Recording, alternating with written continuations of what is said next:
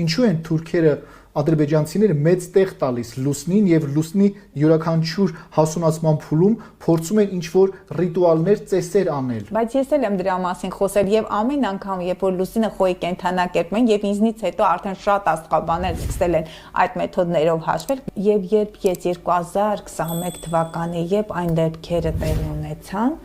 դա սեպտեմբերի 11-12-ի հարձակումներն նրանց եւ նաեւ արցախյան դեպքերը հստակ ձեզ մոտ եմ հենց այդ կանխատեսումները կատարել միշտ տեղի են ունենում երբ որ լուսինը խոյի կենդանակերպում է խոյի կենդանակերպը դա ռազմի կենդանակերպն է լուսինը խոյի կենդանակերպում ինչ է անում էներգիան բացում է այնտեղ էներգիան բացում է եւ հենց այդ 20 թվականի սեպտեմբերի այդ հարցակման ժամանակ Մարսն էլ էր խոյի կենդանակերպում ես շատ բարդ դիրքավորումներ կար պատահական չէր Մարսը ինչքան կխոյում կամ խեցգետնում էր եւ կարծեմ հունիս-հուլիսին որ հարձակվեցին 20 թիվներ 20 թվի հունիս-հուլիսին փորձնական հարձակվեցին դա էլի 11-12-ի մոտակայքում նորից լուսինը խոյի կենդանակերպում եղել դուք ինչպես դրա մասին գիտեք ինչ որտեղ էր գրված թե իմ արված նախորդ ժամանակների տեղեկությունները պարզապես գիտեմ թե լուսինը մուսուլմանական երկրներում ինչպիսի պաշտամունքի երևույթ է այո նա խոյում խոյը դա ես կարծում եմ որ խոյը դա ինչը ոչխարն է չէ նրանք մատաղ են անում այդ դա էլ եմ նաև այդ տեսակետն եմ հնչեցրել կարծես մատաղ են անում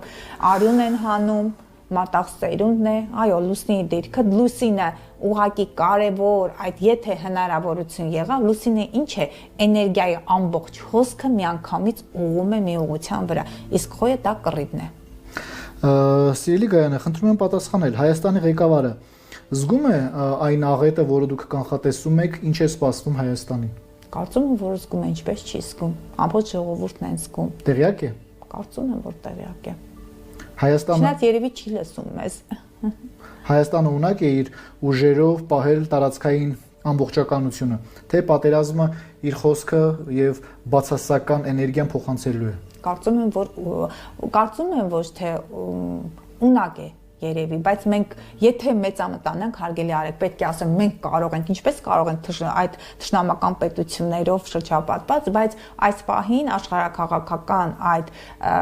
խաղացողների շահերը համընկնում են մեր երկրի հետ, նաև աշխարհաքաղաքական խաղացողները դրանք Յուպիտերը երկվորյակի կենդանակերպում։ Որտեղ է լինելու առաջին վտանգավոր պայթյունը։ Ասեմ, որ Իրանի քարտեզներ է լարված, դա նախ մարտի 29-ի խավարումը նրանց քարտեզ